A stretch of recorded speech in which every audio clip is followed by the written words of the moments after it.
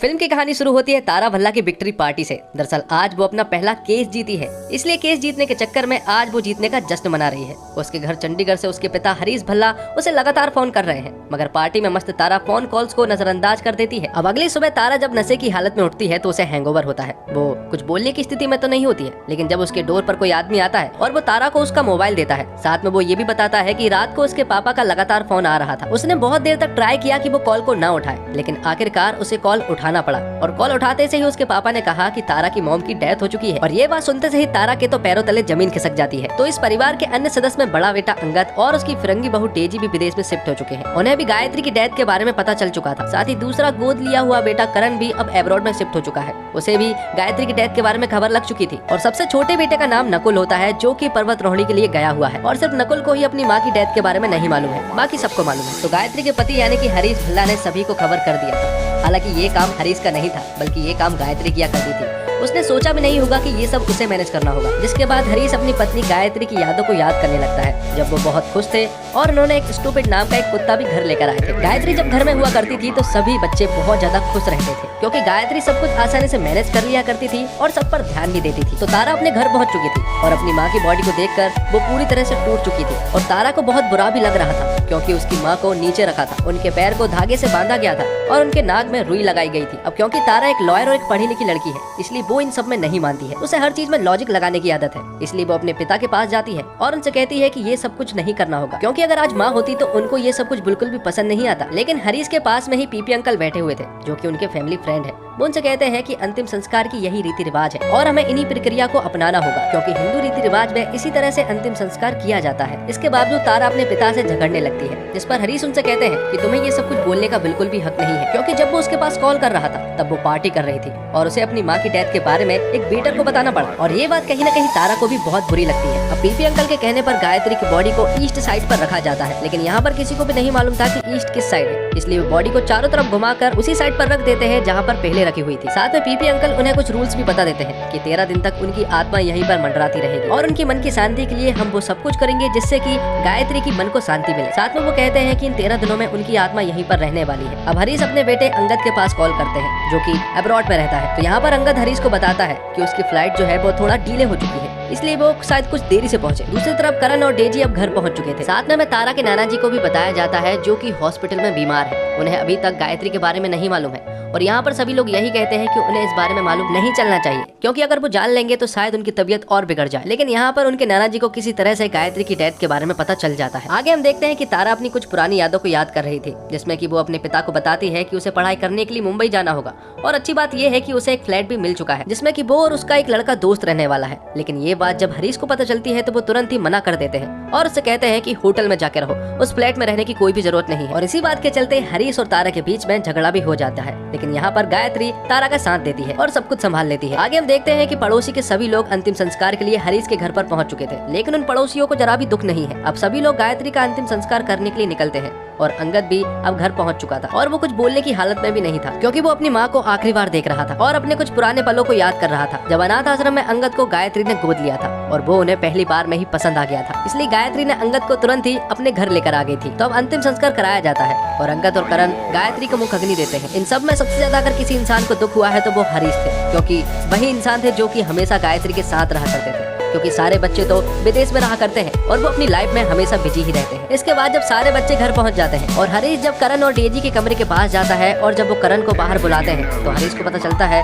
कि करण और डेजी तो इंटीमेट हो रहे थे। ये सारी चीजें देखकर हरीश करण पर बहुत चिल्लाते हैं। वो कहते हैं कि तुम्हें अभी ये सब चीजें नहीं करनी चाहिए और खूब चिल्लाने लगते हैं। लेकिन यहाँ पर करण हरीश से कहता है कि उसने अपनी मम्मा से वादा किया था कि इस बार वो उन्हें जरूर दादी बनाएगा, इसलिए उसे ये सब चीजें करनी पड़ रही है। लेकिन थोड़ी ही देर में यहाँ पर तारा भी आ जाती है और वो अपने पिता से झगड़ने लगती और कहती कि माँ को ये सारी चीजें पसंद नहीं आती, कि किस तरह से नाक में रुई ठूसना, पैरों को बांधना। क्या आपने कभी सोचा कि माँ को अंतिम संस्कार में उन्होंने किस तरह से सोचा होगा कि उन्हें किस तरह से विदाई करनी है? लेकिन यहाँ पर हरीश उनसे कहते हैं कि ये कोई बर्थडे नहीं है, हिंदू रीति रिवाज में इसी तरह से अंतिम संस्कार किया जाता है, इसलिए हम उसी प्रक्रिया को अपनाएंगे। अब कुछ दिनों के बाद सभी लोग हरिद्वार जाते हैं, क्योंकि उन्हें गायत्री की अस्थियों का अंतिम विसर्जन करना था। फैमिली के सभी लोग आए हुए थे, सभी लोग उदास थे और वो एक दूसरे से ठीक ढंग से बात भी नहीं करते हैं। और ये सारी चीजें दूर बैठा एक पंडित भी देख रहा होता है और ये वही पंडित है जो कि जी गायत्री की अस्थियों की अंतिम बार पूजा करने वाला था। वो पंडित यहाँ पर उन्हें कुछ बातें बताने लगता है, लेकिन यहाँ पर तारा तो उसे झगड़ने लगती है क्योंकि उसे कोई साइंटिफिक रीजन चाहिए था कि ये सारी चीजें क्यों होती है। पंडित उससे कहता है कि वो उन्हें साइंटिफिक रीजन भी बताएगा। अब अस्थियों के विसर्जन करने से पहले हरीश गायत्री की अस्थियों से ढेर सारी बातें करता है, वो बातें जो शायद वो गायत्री से कभी कह ही नहीं पाया। इसलिए हरीश गायत्री से वो सारी बातें कह देता है जो कि वो गायत्री से कहना चाहता था। और यहाँ पर हरीश काफी ज्यादा उदास भी था और इस तरह से उनके बच्चे भी काफी उदास थे। जिसके बाद पंडित जी सभी को बताते हैं कि आखिर अस्थियों का विसर्जन गंगा में ही क्यों किया जाता है। तब वो हस्तिनापुर के राजा की एक कहानी सुनाते हैं और कहते हैं कि गंगा नदी के बाजू में एक स्त्री खड़ी थी और उन्हें वो पहली नजर में ही पसंद आ गई थी, इसलिए वो तुरंत ही उसके पास गए और उनसे शादी का प्रस्ताव रखा। स्त्री भी मान गई थी, लेकिन बदले में उन्होंने एक वचन लिया। उनसे वचन उन्होंने ये लिया कि वो शादी के लिए मान जा रही है, लेकिन वो उनसे जिंदगी भर कभी भी कोई प्रश्न नहीं पूछेंगे। तो राजा भी उनकी बात मान लेते हैं। तो कुछ दिनों बाद उनका एक बच्चा हुआ और हस्तिनापुर की रानी उस बच्चे को उठाकर नदी के साइड में ले गई और उस बच्चे को नदी में डालकर बहा दिया। अब राजा उनसे कुछ पूछ नहीं सकता था क्योंकि अगर वो प्रश्न पूछेगा तो वचन टूट जाएगा, क्योंकि राजा ने पहले ही उनसे वचन ले रखा है कि वो कोई भी प्रश्न नहीं पूछेंगे। इस तरह से उनके कई सारे और भी बच्चे हुए और उन्होंने धीरे धीरे करके सारे बच्चों को नदी में डाल दिया। इस तरह से जब उनका 8वां बच्चा हुआ और जब रानी फिर से उस बच्चे को नदी के पास ले जाने लगी, तो ना चाहते हुए भी राजा ने इस बार रानी से पूछ लिया कि आखिर वो बच्चों को नदी में क्यों डाल रही है। हालांकि राजा का वचन टूटा, लेकिन इसके बावजूद उन्हें जानना था कि आखिर रानी ऐसा क्यों कर रही है। तो रानी उन्हें बताती है कि वो ब्रह्मा की बेटी है और ऋषि वशिष्ठ ने और उनके सभी बच्चों को धरती लोक पर पैदा होने का श्राप दिया है। तो अगर वो बच्चों को गंगा नदी में बहा देती है तो उसे मनुष्य लोक से सदा के लिए मुक्ति मिल जाएगी। इसलिए गंगा मैया में इसलिए अस्थियों का विसर्जन किया जाता है ताकि पापों से सभी को मुक्ति मिल सके। साथ में वो तारा को समझाते हैं कि इंसान के जाने के बाद सिर्फ उनकी यादें रह जाती है। तुम्हारे साइंटिफिक रीजन को तुम याद करके उनकी समस्या को हल नहीं कर सकते, लेकिन इन पलों को याद करके तुम अपनी माँ को जरूर याद करो। तो अब आत्मा की शुद्धि के लिए घर के बड़े बेटों को बाल अर्पण किए जाने थे, लेकिन यहाँ पर करण बिल्कुल भी तैयार नहीं था क्योंकि उसकी मीटिंग्स रहती है और वो विदेश में रहता है और इन सब बातों को विदेश में कोई भी नहीं मानता है। इसलिए वो पंडित जी से कहता है कि वो बाल नहीं दे सकता। तब पंडित जी कोई अरेंजमेंट करके दूसरा रास्ता निकाल लेते हैं। यहाँ पर हरीश की फैमिली के साथ सभी चीजें अच्छी हो रही थी, काफी सारे ज्ञान की बातें भी मिल रही थी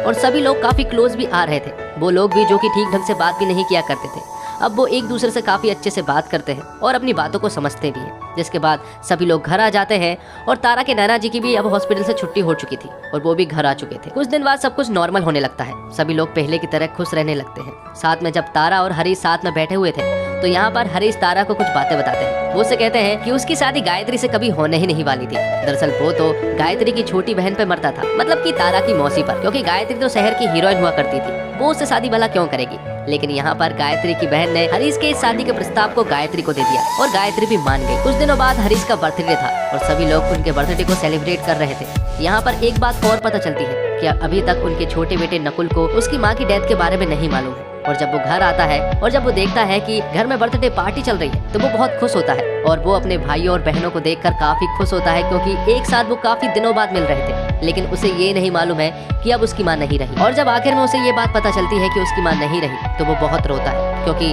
अंतिम वक्त पर वो उनके साथ नहीं था। अब फिल्म के आखिर में गायत्री के कुछ हैप्पी मोमेंट्स को दिखाया जाता है जब वो खुश रहा करती थी और अपने परिवार का पूरी तरह से ख्याल भी रखा करती। लेकिन अब ये जिम्मेदारी हरीश को मिल चुकी थी और वो भी पूरी तरह से उस जिम्मेदारी को निभा रहा था, लेकिन गायत्री की कमी को वो पूरी नहीं कर सकता। तो दोस्तों, जब परिवार में किसी बुजुर्ग का निधन हो जाता है, परिवार में शोक का माहौल होता है। लेकिन आज के दौर में जब बच्चे रोजगार की वजह से अपने माता पिता से दूर शहर या दूसरे देश में रहते हैं तो उनके सामने यह कठिनाइयां आती है अंतिम संस्कार में कैसे शामिल हो।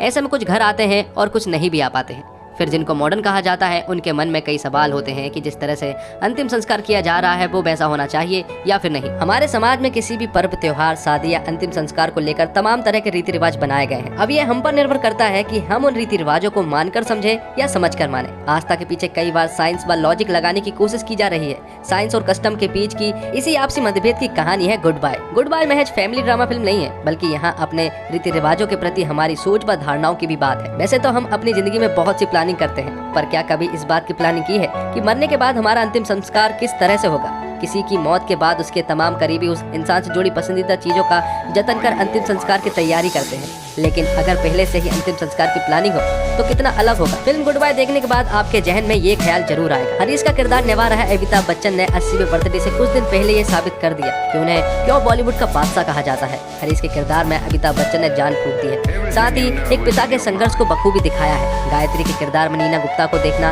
एक विजुअल ट्रीट है। स्क्रीन पर जब वह आई है उन्होंने अपने दमदार उपस्थिति दर्ज की है। वही तारा के किरदार के साथ रश्मिका मंदाना ने न्याय किया है। भल्ला फिल्म के सभी सदस्यों में आप तारा के किरदार से सबसे ज्यादा जुड़ाव महसूस करेंगे, जो सवाल पूछती है और हर चीज के पीछे की वजह ढूंढने की कोशिश करती है। हालांकि बॉलीवुड में डेब्यू के बाद रश्मिका को अपनी भाषा में काम करने की जरूरत है। गुड बाय को विकास बहल ने डायरेक्ट किया है। एक फैमिली इंटरटेनर में जो होना चाहिए गुड बाय में वो है। विकास बहल फिल्म के डायरेक्टर के अलावा इसके राइटर भी है। माता पिता और बच्चे के संबंध को दिखाना हो या फिर परिवार में चल रही बहस हो, हर इमोशन को विकास ने बेहतरीन ढंग से पर्दे पर उतारा है। फिल्म के डायलॉग्स काफी अच्छे हैं, जो दर्शकों को बांधने में बेहद अहम है। तो गुड बाय हंसाती है, रुलाती है और एक परिवार में रिश्तों के गहराइयों को बेहद बेहतरीन ढंग से समझाती है। फिल्म में ऐसे कई पल हैं जो ये आपकी सोचने पर मजबूर कर देगी कि जिंदगी बेहद छोटी है। फिल्म देखने के बाद आप अपने घर जाकर अपने माता पिता को गले लगा लेंगे। फिल्म में कई पल हैं जो आपको हंसाएंगे और आंखें भी नम हो जाएंगी। तो दोस्तों, उम्मीद करता हूँ आपको वीडियो पसंद आई होगी। वीडियो पसंद आई हो तो वीडियो को लाइक जरूर कीजिएगा और इसी तरह के वीडियोस पाने के लिए आप हमारे चैनल को सब्सक्राइब भी कर सकते हैं, ताकि आपको इसी तरह के लेटेस्ट और फ्रेश कंटेंट मिलते रहे।